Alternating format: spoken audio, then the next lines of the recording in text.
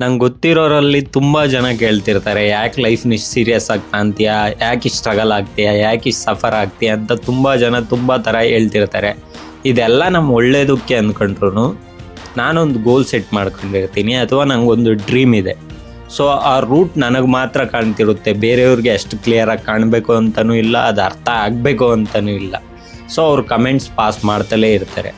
ಅದು ನಮ್ಮ ಒಳ್ಳೇದಕ್ಕೆ ಅಂದ್ಕೊಂಡ್ರು ನನ್ನ ಪ್ರಕಾರ ಏನೂ ಮಾಡ್ದಲೇ ಸಫರ್ ಆಗೋದಕ್ಕಿಂತ ನಾವು ಆ ವರ್ಕ್ ಮಾಡಿ ಆ ಸ್ಟ್ರಗಲ್ ಪಟ್ಟು ಸಫರ್ ಆದರೆ ಅದರಿಂದ ನಿಮ್ಗೊಂದು ರಿಸಲ್ಟ್ ಸಿಗುತ್ತಾ. ಸೊ ಅದು ಯಾವತ್ತೂ ಒಳ್ಳೆಯದಾಗೇ ಇರುತ್ತೆ. ನೀವು ಕಷ್ಟಪಡ್ತಿರೋದು ಜೆನ್ಯೂನ್ ಆಗಿದ್ದು, ನೀವು ಜೆನ್ಯೂನ್ ಆಗಿ ನಿಮ್ಮ ಎಫರ್ಟ್ ಹಾಕಿ ಜೆನ್ಯೂನ್ ಆಗಿ ವರ್ಕ್ ಮಾಡ್ತಿದ್ದೀರ ಅಂದರೆ ಒಂದಲ್ಲ ಒಂದು ದಿನ ನಿಮಗೆ ಒಂದು ಸಕ್ಸಸ್ ಅನ್ನೋದು ಬರುತ್ತೆ. ಅದೆಲ್ಲರೂ ಎಕ್ಸ್ಪೆಕ್ಟ್ ಮಾಡಿರೋ ಥರ ಇಲ್ಲದೇ ಇದ್ರೂ ನಿಮ್ಗೆ ಅದು ಸ್ಯಾಟಿಸ್ಫ್ಯಾಕ್ಷನ್ ಕೊಡುತ್ತೆ.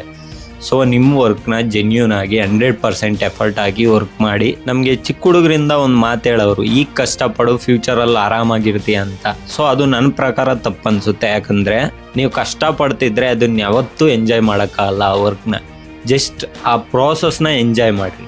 ನೀವು ಲೈಫಲ್ಲಿ ಹೆಂಗೂ ಸಕ್ಸಸ್ ಆಗೇ ಆಗ್ತೀರಾ. ನೀವು ಕಷ್ಟಪಟ್ಟು ಸಕ್ಸಸ್ ಆಗ್ತೀರಾ, ನಿಮ್ಮ ವರ್ಕ್ನ ಎಂಜಾಯ್ ಮಾಡಿ ಸಕ್ಸಸ್ ಆಗ್ತೀರಾ, ಅದೇ ಮ್ಯಾಟರ್. ಯಾಕಂದರೆ ನೀವು ಕಷ್ಟಪಟ್ಟಿದ್ದೀರಾ ಅಂದರೆ ನಿಮ್ಗೆ ಆ ಕಷ್ಟ ಸ್ಟ್ರಗಲ್ಸೇ ಕಾಣುತ್ತೆ. ನೀವು ಆ ಪ್ರೋಸೆಸ್ನ ಎಂಜಾಯ್ ಮಾಡಿದರೆ ನಿಮ್ಗೆ ತುಂಬ ಮೆಮೊರೀಸ್ ಮೂಮೆಂಟ್ಸ್ ತುಂಬ ಸಿಗುತ್ತೆ.